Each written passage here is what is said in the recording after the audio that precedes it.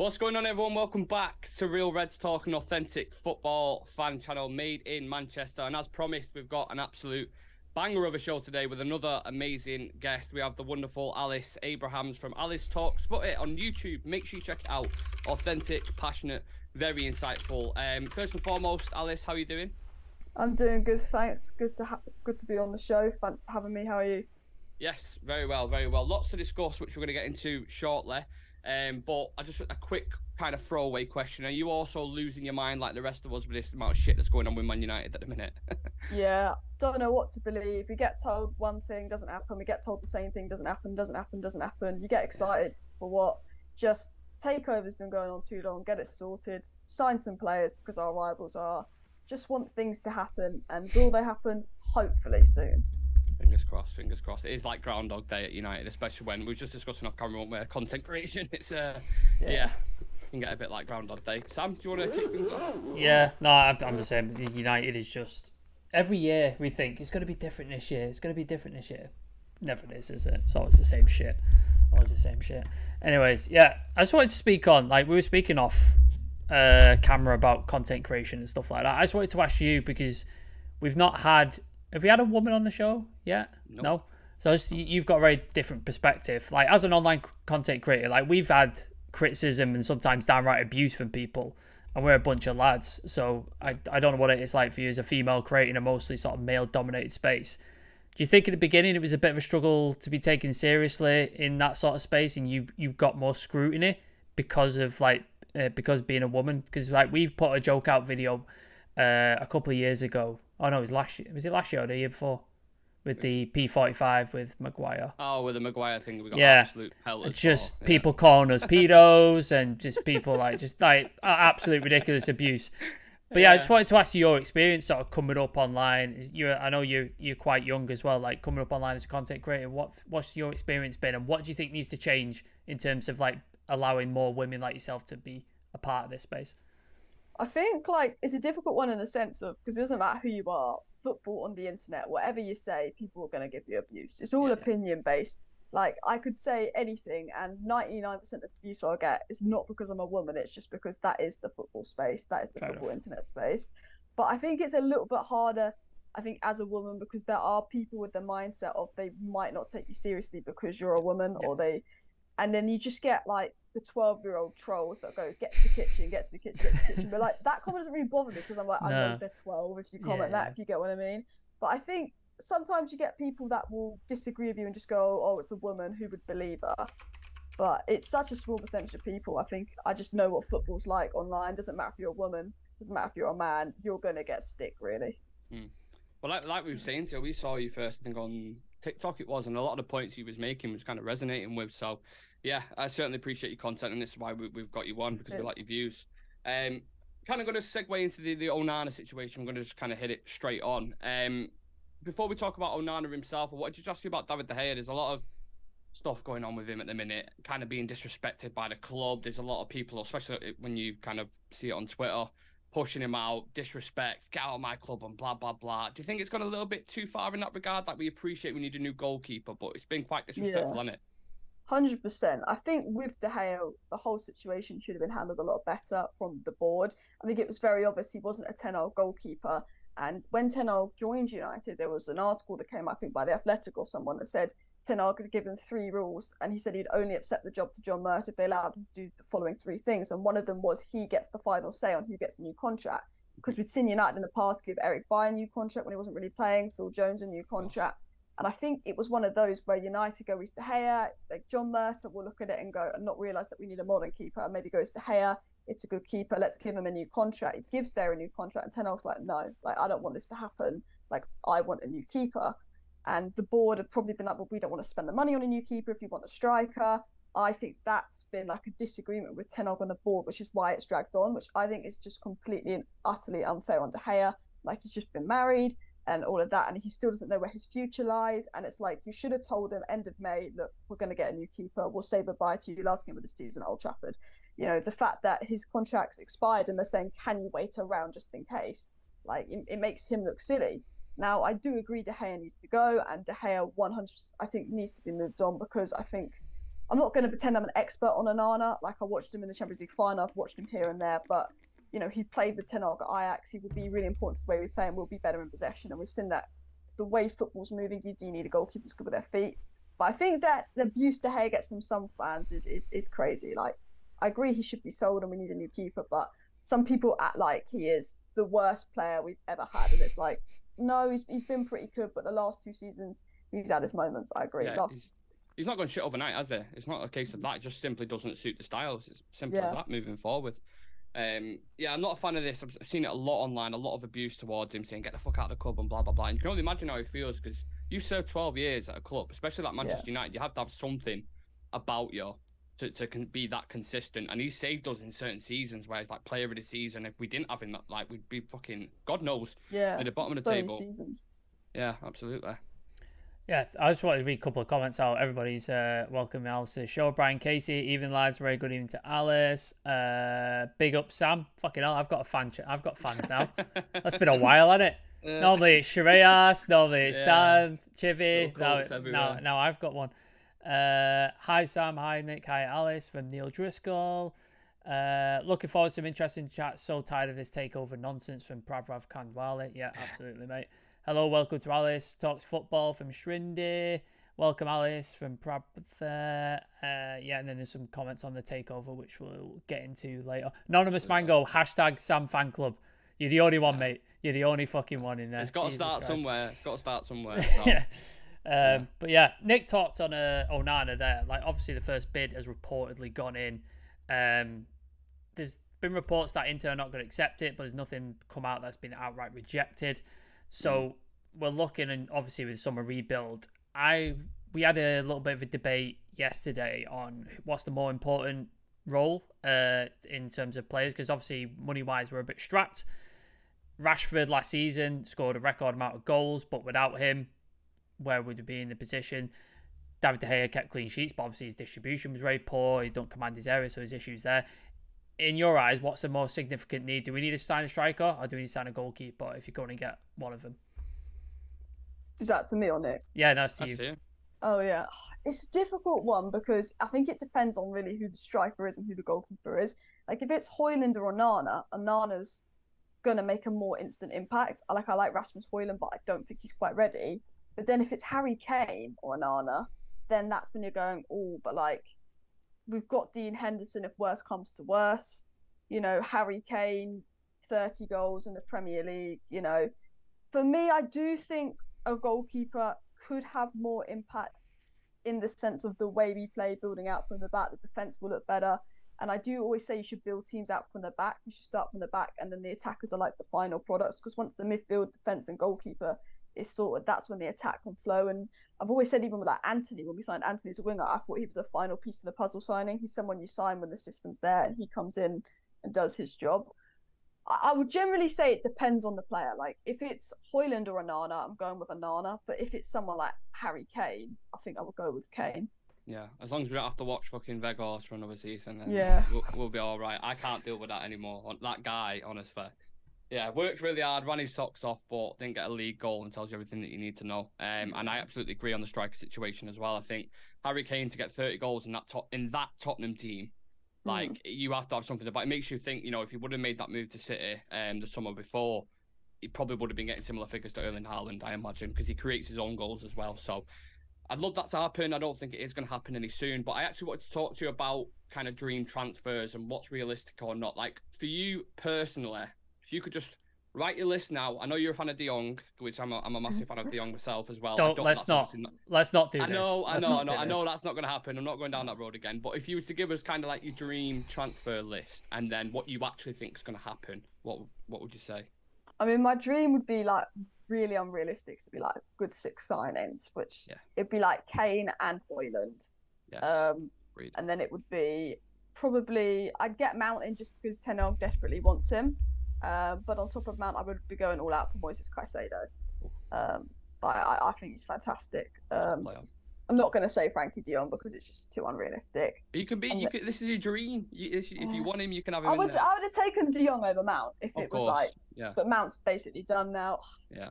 Centre back would have been nice to get Kim Min Jae. Really would have been nice. If not, I would have tried to hijack Dewey and Timber because he could even help at right back there. And then goalkeeper would have been between Onana and Diogo Costa for me. Like realistically, I would probably, that would be like my dream one. My realistic one, I would have probably gone for Gonzalo Ramos because I think he'll be easier to get than Kane, but I think he's better than Højlund. Yeah. Midfielder, I think Amrabat, bring him in on top of Mount. See if we can get that one done. And then obviously Onana. I think realistically we're only signed 4, so that would be my 4. Nice. I like it. Sam? Yeah, a couple of comments on the Onana situation. Inti currently Onana the bid. Pretty good joke that. I liked that one. No? Yeah, it's gone right over my head. That no idea. The Onana the bid. Nope, no, still. Okay, no. right. No, We'll move on. We'll move on. Pravrav Card Alice, subscribe to Alice. Appreciate that, mate. Thank you very much. Wish we got a proper chance to say goodbye to De Gea. Goalkeepers never Ten Hag's priority this season. Always centre midfield, centre back, a striker, but are bored. Yeah, that might be why. Oh, there's another. Make that 2 Sam fan club. I'm surprised. There's 2 of them now. Hey, you're growing. We're growing. Slowly growing. Moondog 94. Solid keeper gives the defence confidence. A confident defence lets the midfield push forward. Lets the forwards do their job pressure free. No point in having a 30-goal striker if you leak 60 goals. So yeah, there you go. And then Prabwev, Gonzalo could really fit under Ten Hag. Works hard, distributes well. Absolutely. Yeah. I'm down with that. Yeah, on transfers, I wanted to focus on sales a little bit.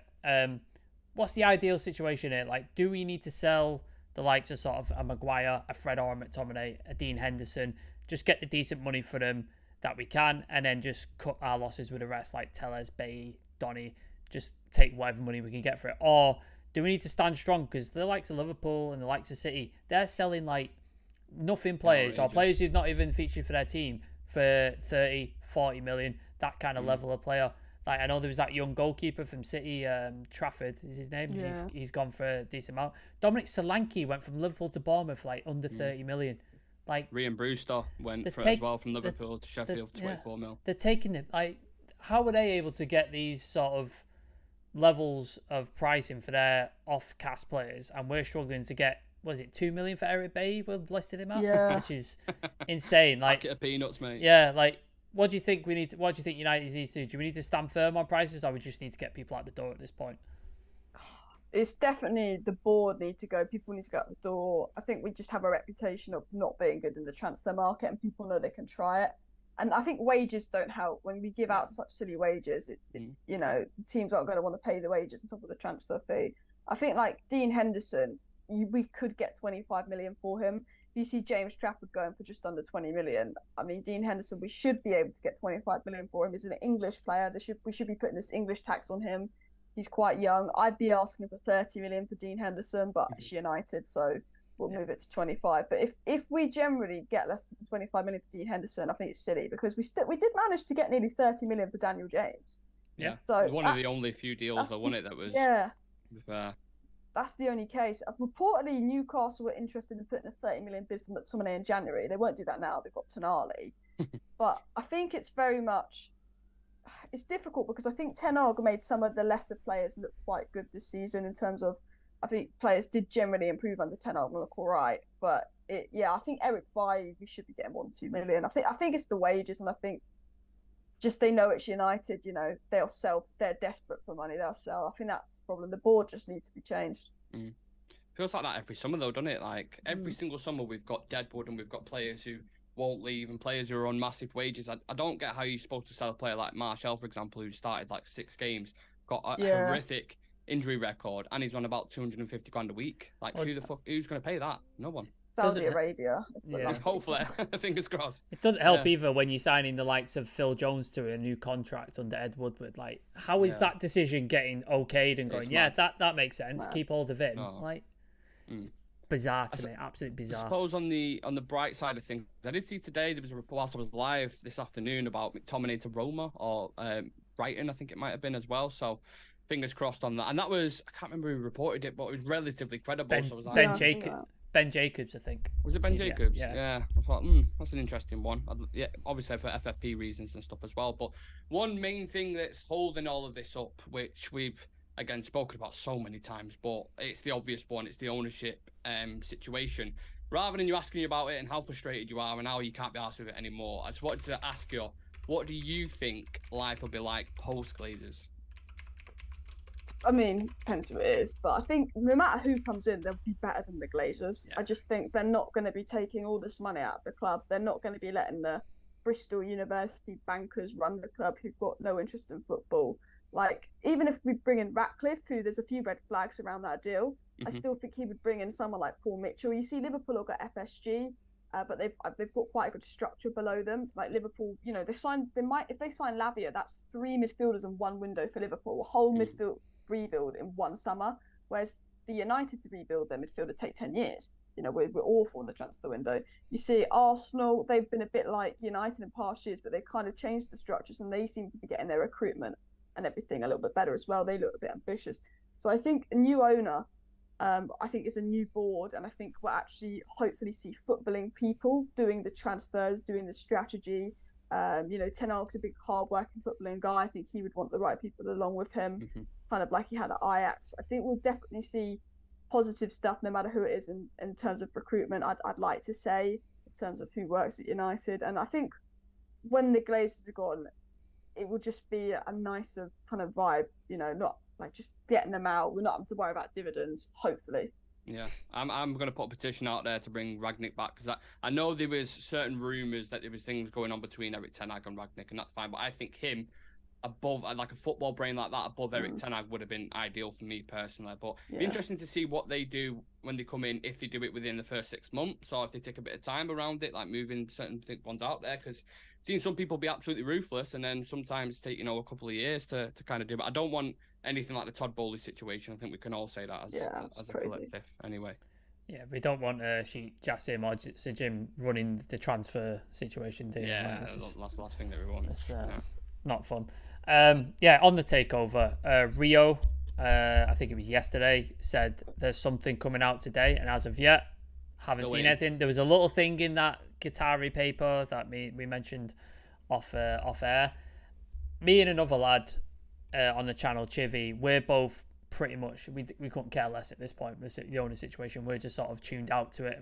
I can't be asked with it. Either sell it or don't, stay or don't. I don't care. Just make a decision.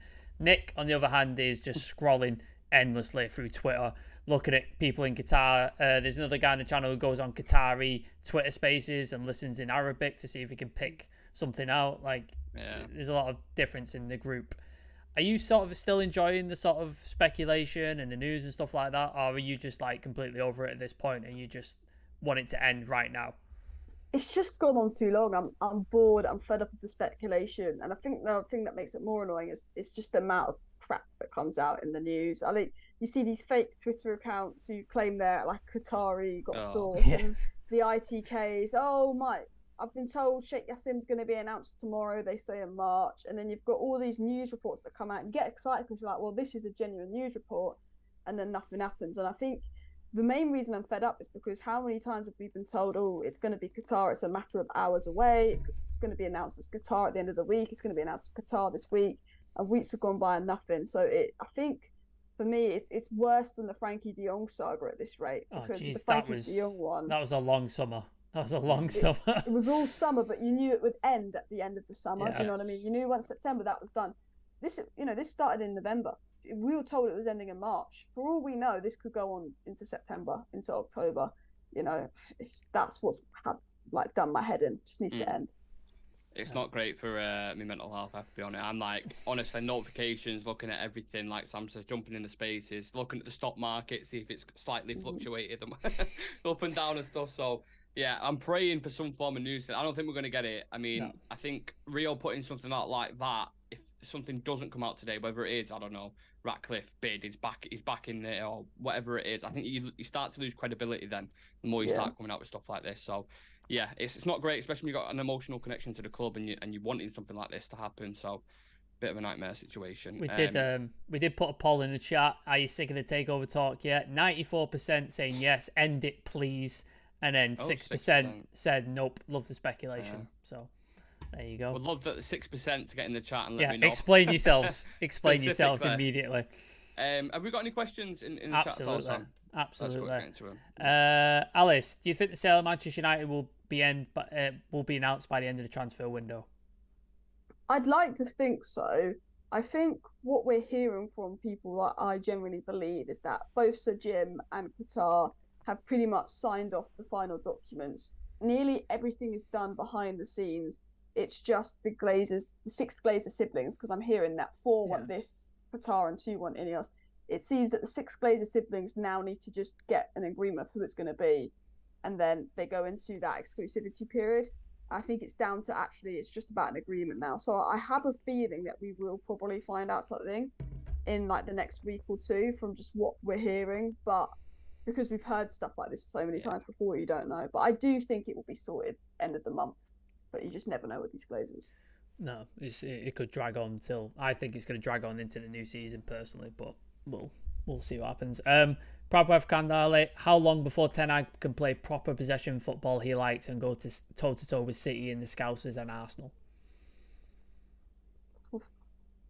Big question. Depends on the backing, really. I think Mount and Onana will allow him to play a bit more like how he played at Ajax. He wants Mount for tactical reasons, off-the-ball reasons, to adapt his style in midfield. Onana's definitely going to help us defensively. I think, the style of football we're playing with Mount and Onana will be different next season, but it's about also probably needs another centre-back if we sell Maguire, a striker, and another midfielder to really...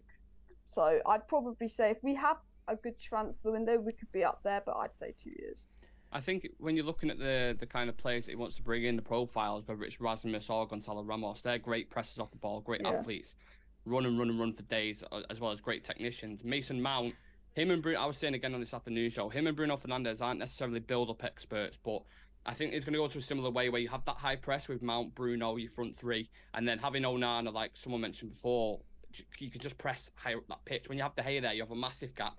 The guy can't sweep up. It just, your whole kind of plan breaks down. Can't distribute. So your whole plan breaks down from the back or from the front, wherever it is. I think that's why I brought in Weghorst, even though Weghorst is, with all due respect, shit. At least he was a great presser in that regard. So I can definitely see that myself. Yeah. Anonymous Mango. Alice, do you think Garnacho deserves the number 7 shirt? Do his performances merit it? Good question. I just put a clip up about this yesterday. It's a difficult one because I just think it's a bit soon. Like I think he's a fantastic player. I think Garnacho is phenomenal. Like the way he's come through, the impact he's had he's so direct. But we've just given him this new contract. We have a problem with giving young players too much and them getting ahead of themselves, because I think he can get to the very top, but he's also got to he's got to still work hard and he's not made it yet, in a sense. So I'd be saying, well, we've given him his new contract this season. Let's see how he does and give him the number 7 next season. Give him something to work towards next season. Even say to him, maybe, if you have a good season, you can get that number 7 shirt next season to motivate him more this season is what I'd do. I'd wait a year. I agree. You're I was going to say you're a similar opinion, right, Sam? I'm a bit... I think he's got the confidence to do it. He's got the arrogance. He's got the same, like, when you first saw Cristiano walk through, he's got that similar kind of glow to him. And I just think he could probably handle the pressure. But with the curse of that shirt, the minute you look at the past 5-6 players who have had it, you don't want to fucking ruin a player like that. And them things can happen. I know it's cynical or whatever you want to call it. What's the word I'm looking for? When it's when a player wears certain boots for a certain reason. Yeah. What's the word? What's the word? Superstitious. Thank you very much. Yeah, I was going to be here for days if you wouldn't have said that. So yeah, superstitious is the word I was looking for. But sorry, go on. Yeah, Brian Casey had a question, but she's answered it about the takeover. So I've acknowledged. Sorry, Brian Casey is a real Reds ultra. That's why I just wanted to acknowledge his question, not like I'm ignoring it. Question: United's core is aging, and we should achieve something in the next 3 to 4 years. What are your realistic expectations? Oh, I mean, can you say it again? Sorry. So United's core is aging. We should win something in the next 3 or 4 years. What would be your realistic expectations? Oh, got it. Again, I'd like us. I don't see us winning the Premier League or Champions League next season. I do think the season after, especially if we get the new ownership in and we sort ourselves out, the season after we could potentially challenge. I'd like to see an FA Cup, a Premier League, and a Champions League in the next sort of 4 or 5 years. Champions League could be a bit of a push, but we saw Chelsea do it, or at least us get into a Champions League final or semi-final, because it's been too long since that. A proper challenge in the Champions League, and I'd like to see us lift the Premier League in the next 4 years. Yeah, fingers crossed. I can't see it with Man City, honestly, with the way they're going. But yeah, Pep might leave in 2 years, they say. I think a Champions League's more likely than a Premier League. I think City will just continue to dominate the league, whereas you can look your way to a Champions League final. Like, it's not sometimes, depending on who you get in the next rounds, you can look your way there. So Tottenham have been in the final. Yeah, exactly. Tottenham have been there. Inter Milan have been there. Like, so it can happen. You can definitely get it done. I'm just looking. Any more questions? I wanted to throw one out there about pre-season, because it fascinates me myself. Last season, of course, we only had Malacia, didn't we, as the one signing who kind of went on. Looks like Mount's going to, I don't know how long this Onana deal is going to take, or Rasmus or whoever, but it looks like Mount's the only signing as it stands. What are your thoughts heading into pre-season? Are you looking forward to it? Obviously, live football again. I mean, I do want football to be back, just because I'm fed up of transfer this, takeover that. Like, I'm getting fed up now. So I'm happy that football will be back. Annoying that a lot of them are going to be at like 3 a.m, but you know, that's what you get. But for me, hopefully we can get this Onana deal sorted so it's on the plane. I think it's possible to do it, but we know how slow United are with transfers. I think this bid will be rejected. They'll put another bid in, will be rejected. They'll do a third bid, it will faff. I do think it could be done just about in time for the plane for pre-season. And it'd be nice, because I think, you know, Onana and Højlund will definitely have a big impact on the way we play, and it'll be exciting to see them both in pre-season. Onana and Mount, sorry, just because of, like, as you said, with Onana and being a goalkeeper and how we're just going to get further up the pitch, and then Mount with us off the ball, and just seeing what Mount's Bruno Casemiro potentially do. Ten Hag desperately wanted Mount, you know. We didn't think Mount would be the number one priority, you know, going to start the season, but Ten Hag clearly has a big plan for him, so it'd be nice to see actually how it goes. Versatility, of course, as well in it. You know, you can drop the Bruno, play him as a 10. You can play him as the wing, as he did under Tuchel, I think it was. So, very interesting. Yeah, I think that's it. Questions-wise, people are just talking about Onana and Champions League and what squad numbers people will be getting. So yeah, I think that's it. Questions-wise, so I think we can wrap it up. Absolutely. What are you up to over the summer, Alice? Where can people find you? Social media, etc. Pretty much just type in Alice Talks Football on YouTube, TikTok, and Twitter, and that should come up. Alice Talks Football, Alice Talks Footy, yeah. Yeah, and content every day for the next kind of couple of months? Yeah, pretty much. Video every day, live streams most evenings for the next couple of months, and hopefully a takeover announcement on one of those live streams soon. Yeah, fingers crossed. We're going to be doing that live very shortly. But yeah, first and foremost, thank you for coming on, Alice. Really appreciate you taking time out of your day to come on. I think the people in the chat have enjoyed it. We certainly have enjoyed it. And yeah, I agree with a lot of your points. So it's been amazing. Thank you. Thank you for having me. It's been a good show. Yeah, we've got there's 108 people in the chat. So if you've come here from Alice's channel, if you're new to the channel, please do subscribe. We'd appreciate all the support that you can get. Consider the Real Reds Ultra membership as well. It's about £4 a month, and it helps us to do stuff like this and provide service, but all the stuff for the channel. And then yeah, check out Alice's channel. I've put a link in the description, all that good stuff. So check out her channel as well. It's well worth doing. Nick, what show is tomorrow? What are we doing tomorrow? Good question. I know we've got Jay Motti on Thursday night, aren't we? The late night live. And then when there's that much stuff going on with United, there'll be a couple of videos tomorrow regardless. It's changing every day, and it's like a chameleon. So yeah, there'll be loads of stuff. Don't worry about that. Loads of content. Smash like on the video, subscribe to the channel, and we'll see you guys in the next one. Peace. See ya.